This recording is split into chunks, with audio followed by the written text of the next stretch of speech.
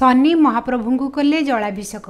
जगतसिंहपुर जिला कुजंग ब्लॉक कुजंगठारे महानदी पीठरे प्रभु शनीश्वर मंदिर शनिशिला उपरे हजार हजार भक्त जलाभिषेक करछंती। एने मंदिर कमिटी पक्षरु व्यापक व्यवस्था सुरक्षा कराइछि।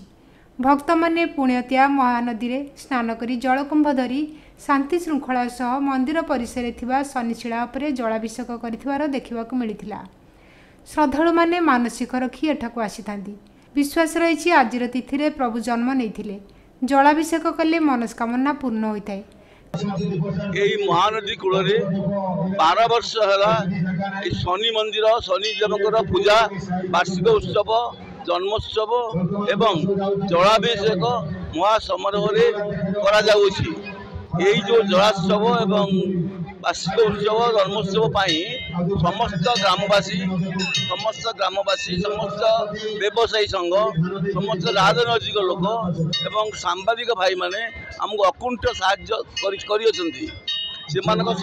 सहानुभूति आज एपर्यंत कार्य चलाउछि एवं यार जगन्नाथपुर ग्रामवासी बृंद एवं आम पिला माने एवं नेतृत्व नहीं सुरेश कुमार दास नेतृत्व नहीं तत्वावधान ये शनि मंदिर कार्य तेणु समस्ते आपण मैंने आसी शनिदेव आशीर्वाद भिक्षा करने सहित आमको उत्साहित करूँ एवं जो माने आज जलाभिषेक आमर पुलिस भाई माने आमर अग्निशम विभाग एवं अन्य समस्त प्रशासन आमको बहुत सहयोग कर आंतरिक शुभेच्छा आम शनि कमिटी तरफ देउछु एवं जो माने आसिक जलाभिषेक कर अनुरोध आपण माने वर्तमान खेचड़ी प्रसाद एवं 12टा पर प्रसाद सेवन करी निज निज घर को जीवे।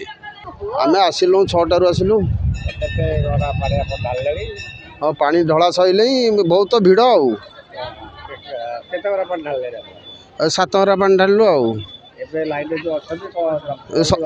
प्रभु पाखु जाऊँ दर्शन करने पानी प्रथम पाली ढाली देछि ए वर्ष एठी आइलेन 4-5 वर्ष लागे। हमर आजर मां अछन मां आपन परिचय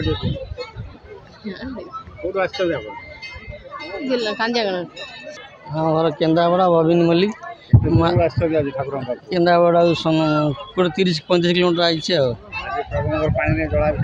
हाँ हाँ कले बहुत बढ़िया सिस्टम लोक भी बहुत अच्छा बहुत शांति शुक्ला अच्छे ठीक शांति लोक भी बहुत माने कमिटी लोक मैंने सब जगह कर लोक सिस्टम छाड़ती ये छाड़ुं बहुत मुझे चलि 7-6 छाड़ी बहुत भल कहीं केते दूररू महिला भक्त एठाकू आसी पूजार्चना करिसेंती।